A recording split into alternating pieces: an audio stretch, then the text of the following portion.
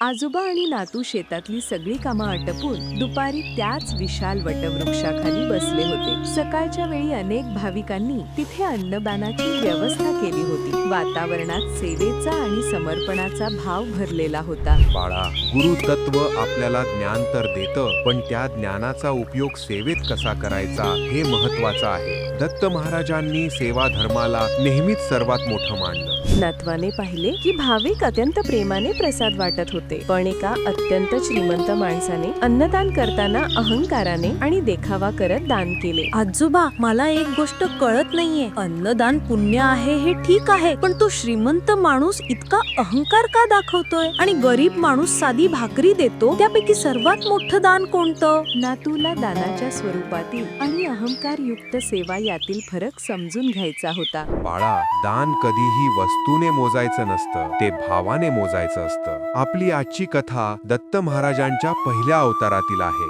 श्रीपाद श्री वल्लभ. डोळे मीट बाळा, आज मी तुला श्रीपाद श्री वल्लभांच्या म्हणजे त्या महान गुरूंच्या जीवनातील अन्नदानाची लीला दाखवतो, जी अहंकाराचा त्याग करायला शिकवते. बाळा, पिठापुरमच्या पवित्र धर्तीवर एक दिव्य घटना घडली होती. श्रीपाद श्री वल्लभ त्या दिवशी भिक्षेसाठी निघाले होते, पण त्यांना मिळणारे अन्न नव्हते, तर लोकांचे भाव तपासण्याची वेळ होती. अहो बघा, मी किती मोठा दानशूर. प्रत्येक दिवशी शेकडो लोकांना खाऊ घालतो. माझ्यासारखा दानी कुठे मिळणार? त्याच्या दानात मात्रा भरपूर होती, पण भावना रिकामी. दुसरीकडे एक खूप गरीब भक्त, घरात फक्त 2च भाकरी करणं एवढं पीठ. त्याची पत्नी मात्र शुद्ध श्रद्धेची मूर्ती. देवा, आज काही खास नाही, पण श्रीपाद माझ्या घरी आले तर रिकाम्या हाताने परत कसे पाठवू? जे आहे तेच प्रेमाने देईन. आई, मला भूक लागली आहे. तू ज्या भावाने देशील ते माझ्यासाठी प्रसाद आहे. स्त्री थरथरत्या हाताने भाकरी अर्पण करते.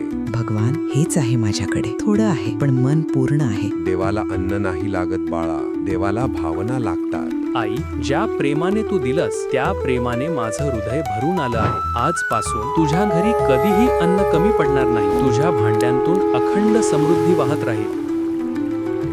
प्रभू, माझं आयुष्य धन्य झालं. मी इतकं दिलं तरी मला कृपा नाही, आणि ही गरीब स्त्री? दान रुपयांनी मोठं होत नाही, दान मोठं होतं भावनेने. तुझ्या दानात अहंकार होता, तिच्या दानात प्रेम होतं. बाळा, हेच आहे दत्तात्रेय तत्व. देवाकडे कधीही गोष्टीने जाऊ नये, भावाने जावं. श्रीपाद श्रीवल्लभांच्या अन्नदान लीलेतून नातूला सेवेतील शुद्ध भावनेचे महत्त्व कळले. आजोबा, मला कळलं. दान वस्तूच्या किमतीत नसतं, ते भावनेत असतं.